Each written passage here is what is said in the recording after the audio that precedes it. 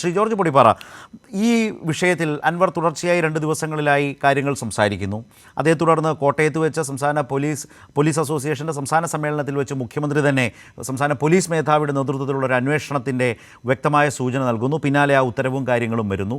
അതിനുശേഷം ഇന്ന് അൻവർ തന്നെ, കാരണം അൻവറാണല്ലോ ഇതിലെ ഈ കാര്യങ്ങൾ പറഞ്ഞ ഒരാൾ, അൻവർ തന്നെ മുഖ്യമന്ത്രിയെ കാണുന്നു, അൻവർ പരാതി എഴുതി നൽകുന്നു, അൻവർ തന്നെ അന്വേഷണത്തിൻ്റെ സത്യസന്ധതയും അല്ലെങ്കിൽ അന്വേഷണത്തെ തന്നെ എൻഡോഴ്സ് ചെയ്തുകൊണ്ട് മാധ്യമങ്ങളോട് പറയുമ്പോൾ സ്വാഭാവികമായും ഒരു പ്രശ്നം രൂപപ്പെടുമ്പോൾ സ്വാഭാവികമായും ഭരണതലത്തിൽ ഇത്തരം പ്രശ്നങ്ങളും വിവാദങ്ങളും ഒക്കെ സംഭവിക്കും.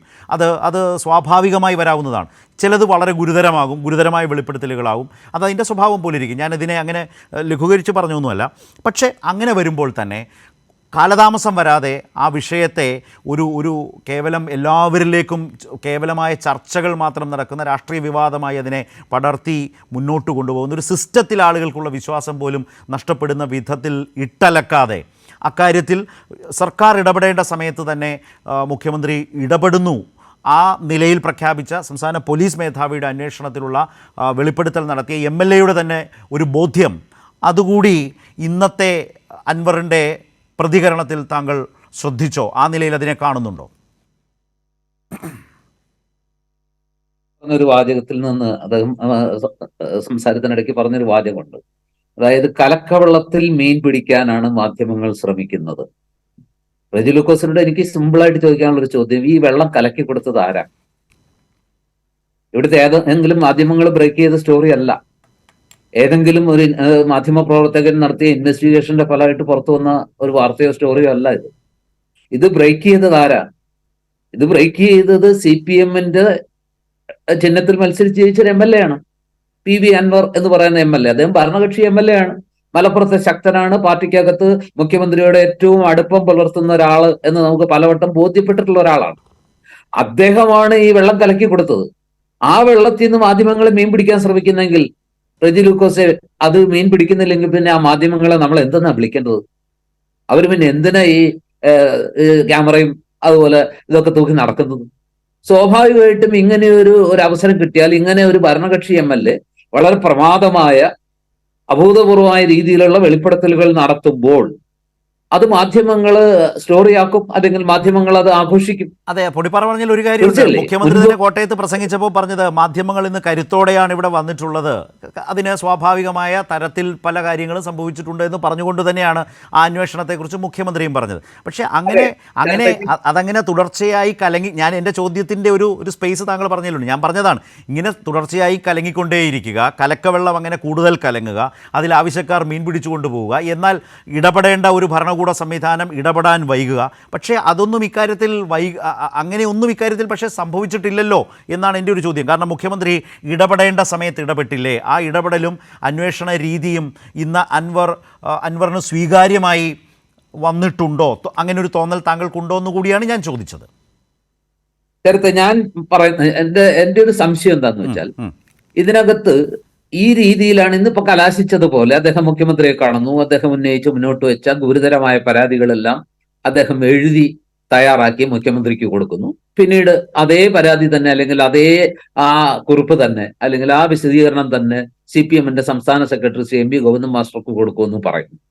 അദ്ദേഹം വളരെ സംതൃപ്തനാണ്. ഞാനൊരു സഖാവ് എന്നുള്ള നിലയ്ക്ക് ഞാനൊരു സഖാവാണ്, എൻ്റെ സഖാക്കൾക്ക്, എൻ്റെ പാർട്ടിയിലെ ഉയർന്ന സഖാക്കൾക്ക് ഞാൻ എൻ്റെ പരാതികൾ സമർപ്പിച്ചു, അവരുടെ കോർട്ടിലാണ് ഇനി പന്ത്, ഞാൻ ചെയ്യേണ്ടത് ചെയ്തു, ഇനി അവരാണ് ചെയ്യേണ്ടത്, എൻ്റെ റോൾ ഞാൻ അഭിനയിച്ചു, ഇനി അവരെന്ത് ചെയ്യട്ടെ, അവരെന്തെങ്കിലും ചെയ്യട്ടെ, അല്ലെങ്കിൽ അവരാണ് ചെയ്യേണ്ടത് എന്ന് പറയുന്നു.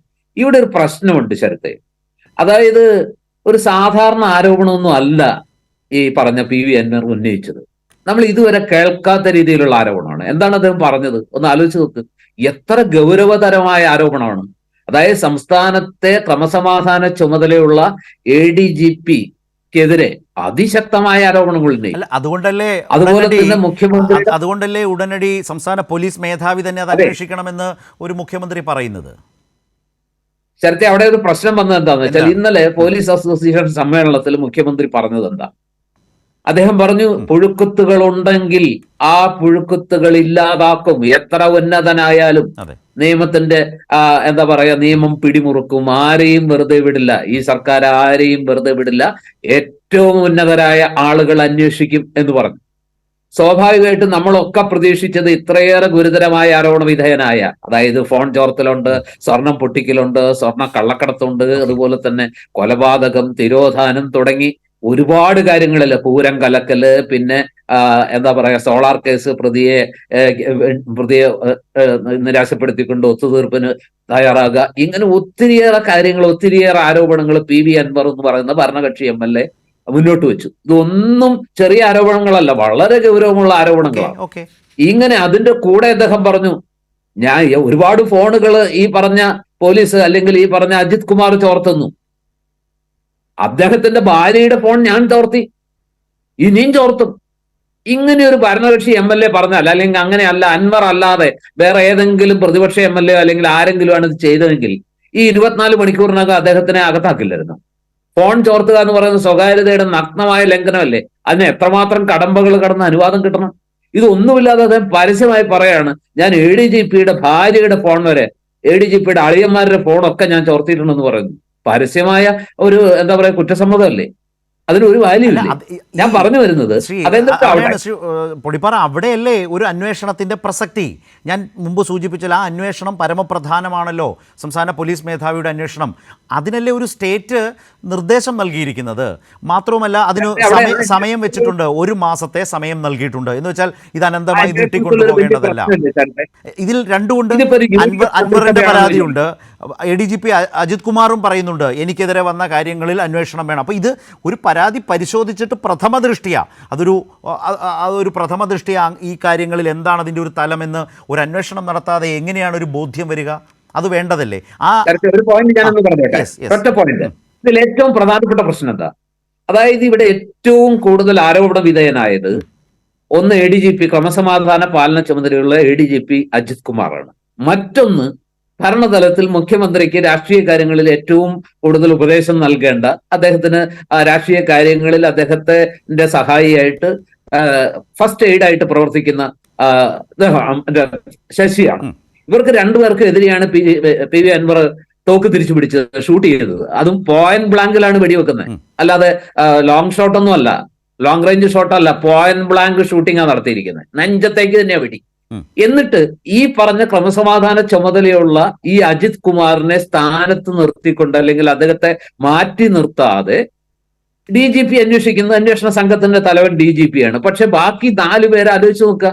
അതിൽ 2 പേര് അദ്ദേഹത്തിന് സ്ഥിരമായിട്ട് ദൈനംദിന കാര്യങ്ങൾ റിപ്പോർട്ട് ചെയ്യുന്ന ഓഫീസർമാരാണ്, DIG-മാര്. അങ്ങനെ അപ്പൊ അദ്ദേഹത്തെ ആ സ്ഥാനത്ത് നിലനിർത്തിക്കൊണ്ട് അന്വേഷിച്ചാൽ എങ്ങനെയാണ് ഈ അന്വേഷണത്തെ നമുക്ക് ഒരു എന്താ പറയാ ഇഫക്റ്റീവ് ആയിട്ടുള്ള ഒരു അന്വേഷണം എന്ന് പറയാൻ പറ്റൂ? ഒന്ന് മാറ്റി നിർത്തി എന്താ താങ്കളിലേക്ക്